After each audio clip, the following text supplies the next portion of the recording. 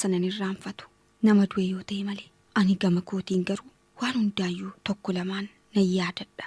Osoon irraanfachuudhaaf yaaleeyyuu naan irraanfatamu dagachuuf yaalus hin dhiisne garuu dideetuma keessa koo deddeebi'aa jira. Dhugee dheebuu ba'uu nyaadhees beela ba'uus hin dandeenye. Baay'ee waan sitti aareef si dubbisuu dhiisuufis waan baay'ee yaadaan ture. Egaa garaan qurxii hin qabne nama deddeebisa akka jedhan ta'uu kooti. Yoo naaf dhageessa ta'e Fiqaadu arrabni kee inni gaafa duraa jaalala waliin eegaluuf jenne sun laafee lallaafee garaa nama harkisaa dubbatu sun maaluma ta'e laata?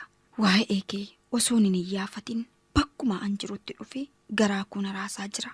Hiriyyaa qabaachuuf dhabuu kee adda hin baafanne malee akka hin fuune garuu mirkaneeffadheera. Maalumee onnee kee naaf araarsi. Garuu waan tokkoyyuu sitti balleessee waan an beeku natti hin fakkaatu. Maatiin keetis osoo anaafati bultii waliin ijaarranne fedhii isaanii akka ta'e nan beeka. Fiqee koo amma rakkoo kan qabu onnee jaalalaati naaf qabduudha. Daawwaan dhukkubbii koos suma harka jira. Maaloo naaf araarami Fiqee koo. Maalumaafuu isa wajjin dabarsine hunda xalayaa kanas kanan sii barreesse gubaa yaadaaf jaalala keetii na ubee dhokfachuu dadhabuu kootii nan sii barreesse. Fiqee koo guyyaa tokkollee osoon si yaadatin oolee buleen beeku. Maal godhuree abjuun bara beelaa biddeen jechaa bulaa jedhan. Anis jaalala kee dheebodheen mee rafii ka'iitti yaadi. Fiqee koo waan narraa jibbite yoo qabaatte sana jijjiiruuf ani qophiidha. Fiqee koo jaalallee koo isaanii lubbuu koo keessaa qabu. Miina jalaa howwaadhu. Oo asin jira naan jedhi isa darbe isa waliin dabarsine sana hunda yaadadhu. Erga na dubbisuu dhiistee bubbulteetta arra bor na dubbistaa yookaan naaf bilbilta jedheen si eegeen dhabe. Ati garuu achumarraan akka dhadhaa ibidda bu'ee dhabamte akka dhagaa gargar cabee deebi'uu hin dandeenyes narraa cabdee afte. Kan waliin taane yaadattee akka naaf bilbiltu garaa kee duris akka naaf qabaattu si eegaan jira. Kana caalaa waanan jedhuun qabu. Waan garaa qaban hunda yoo fixan garaanuu duwwaatti nama hafaa jedhamitiire. Oromoon amaa kee dhaga'uun barbaadu. Baay'een si jaalladha. Yoomillee taanaan jaalallee dhugaa kan waliin jiraannu akka taatu fedhii gosa guddaadha. Gara fuula duraattis mana tokko akka jiraannu gaa'ila gaarii akka qabaannus nan hawwa. Rabbi guddaan immoo hawwii koo kana fiixaan naa baasa jedheen abdadha. Fiqee koo atis yaada kee jijjiirrattee yaada gaarii akkanaaf qabaattu yoomillee taanaan sin eega. Akka dhadhaa ibidda bu'e sanaa achumaan dhabamtee akka haftu hin fedhu. Fiqee adaraa jaalalaa yaada kee naaf jijjiiri. Gara kootti deebii. Hawwiyaan siif qabu naaf qabaadhu. Garaa koo guutuudhaan si jaalladha. Jaalallee kee kan turte Caaltuu Camadaati magaalaa Bishooftuurraa. Jaalallee koo baay'ee kanan jaalladhuuf Fiqaaduu Tolchaatiif. Amma yoonaa anjiroota goota tamarraa sinna miidhee sinna moo'ee anjalatteen beeku kan biraa. Jiruu koo baati wal beena rakkoon nammiina takkuma wayyaa bareeda na kootu lakkii kan kee kun adduma. Jiruu koo baati wal beena rakkoon nammiina takkuma wayyaa bareeda na kootu lakkii kan kee kun adduma. Hirkan guyyaa si argeeti yaada keeti kunoo koo baata dubbisa malmallisa. Ati silaa kubaan qabdu si jaalachuu kiyyaan beektu. Yaada galee jiruuti yaa qabamee mee amma nakkootu. Dafiikoo taskootu dafiikoo taskootu dafiikoo taskootu. Dafiikoo taskootu dafiikoo taskootu dafiikoo taskootu. Duraan dursee nageenyi koo bakka jirtutti si haa ga'u. Jaallatamtuu jaalallee koo kanan baay'ee jaalladhuufi akkam jirta? An jaalala kee fi yaaddoo keerraan kan hafe nagaa koon jira. Ayyuu ko nuti erga waliin jiraachuu eegallee waggaa 8 ta'uusaa beekta. Garuu yeroo hedduu yoo nuti wal hammannee karaarra deemnu namoonni baay'een akka nu jibban beekta. Haa ta'u malee ayyummuun si biraa deemee yuunivarsiitii baradhu namoonni baay'een inni achitti jaalachaa jira inni sidii seeraati nu jaalladhu siin jedhu. Ati garuu yaada isaanii sun hin fudhatiin. Waggaa 2 yuunivarsiitii keessatti dabarsaa tureen atis guyyaa guyyaan akkanaaf bilbiltu ni yaadatta. Lammiiku ati kanuma kooti moo kan koomitii naan jette? Anis ayyaantuu ko ani kanuma keeti.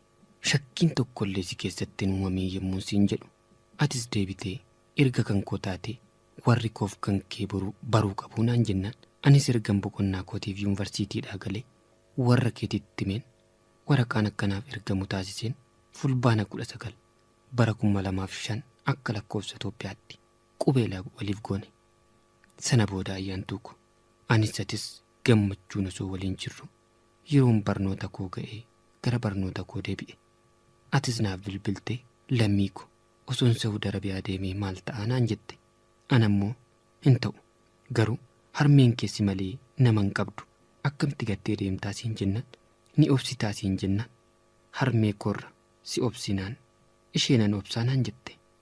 Garuu kaadhimaaku namni ammas nurra ta'uu hin dandeenye anumaa fi si gargar nu baasuuf jecha jechoota hin taane akkan siin jedheen beektee natti jijjiiramuu eegalte. Ayyuuku seenaa guddaa kana hin jedhamne waliin dabarsine ni beekta miti.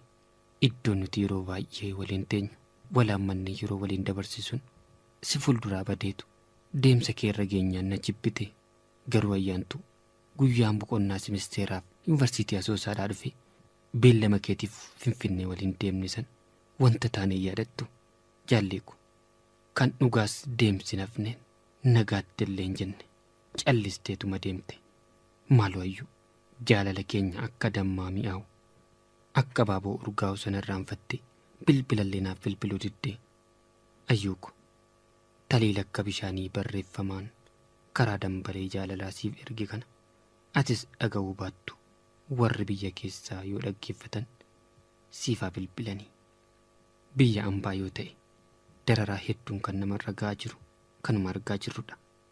Garuu osoo asumatti waliin hojjennee guddannee jiraanne waa hedduun nu mudatu. Waanuma fedheefiyyuu achittis nagaaf fayyaan siif hawwa. Garuu dararaa biyya ormaarra hiyyummaa biyya keessii fooyya. Ani bilbila kee argachuu hin dandeenye. Adaraa ayyuuko ani nama biraan hin qabuutii suma abdiin koo sin jaalladha sin abdadhas. Oduu namaamaaf dhageessaa oduun gargar nu facaastii rakkina kee waa si dhibee waliin haasofna kophaatti ijoollummaa wal jaallanne wanta hedduus dabarsine har'a maaltu si tuqiree nu lamaanuu wal jibbine wanta hedduun sitti madde yaanni kan kee kun na dhibee sin jaalladhaa nan jibbine rabbiin laali nan cinqine. Maaf dhageessa oduu namaa booda oduun kana qaba jaalala kee dhabee fayyaan kootu maaloo ansiif wayyaa. Karaa raadiyoo Oromiyaa qophii dambalee jaalalaatiin kan siif erge Barataa Lammii Baqqalaati. Ayyaantuu Turaatiif kan nagattee biyya ormaa deemteef. Kootu bareedduu biyya tiyyaa handaartuu hiraare amaanaa siyaatu na yaattu nanumaawe yaanni kee na miidhee na sakaalee numaan fayya niin gammaada ijaan si laalee ansi maalee diteetii niinumaa kakadhee numaan fayya dhibeetoo kootu naaf si kadhee.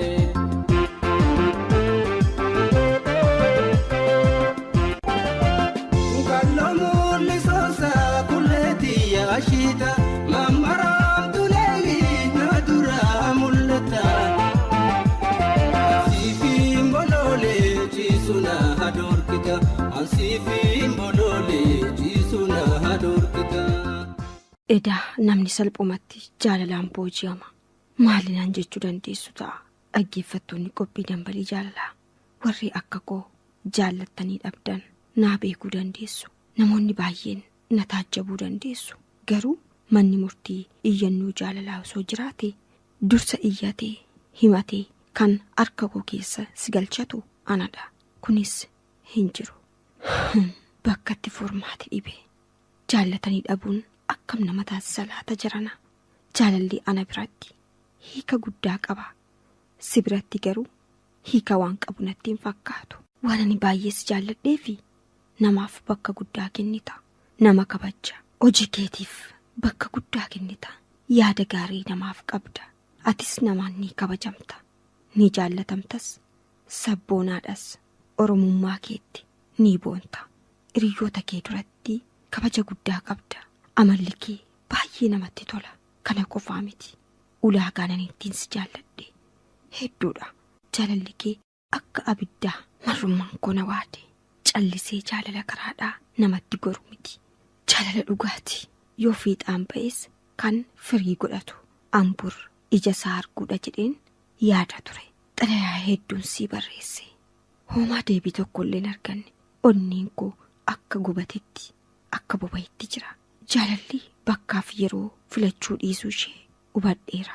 Kanaaf onneen koo jaalala keetiin waadamaa turtes har'as akkasuma waadamaa jirti. Nama tokkoof hin banamne onneen koo siif ammas banaadha. Sirba waaritee furii onneen jaalalaan na miite. Garuu maalan godha safuu aadaatu na miidhe kan jedhuun si affeeramee gidduutti.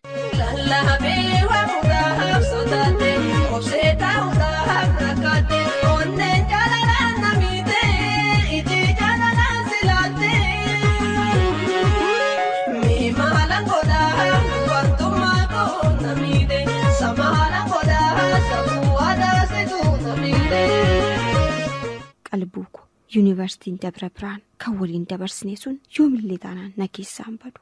Hiika guddaa qaba. Siif garuu ani hin beeku. Anaan garuu bakkatti onneen koo jaalala keetiin booji'ameedha.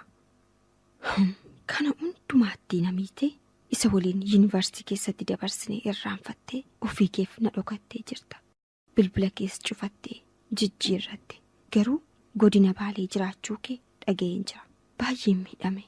Qalbuu sin jaalladhee falanaaf kaa'e.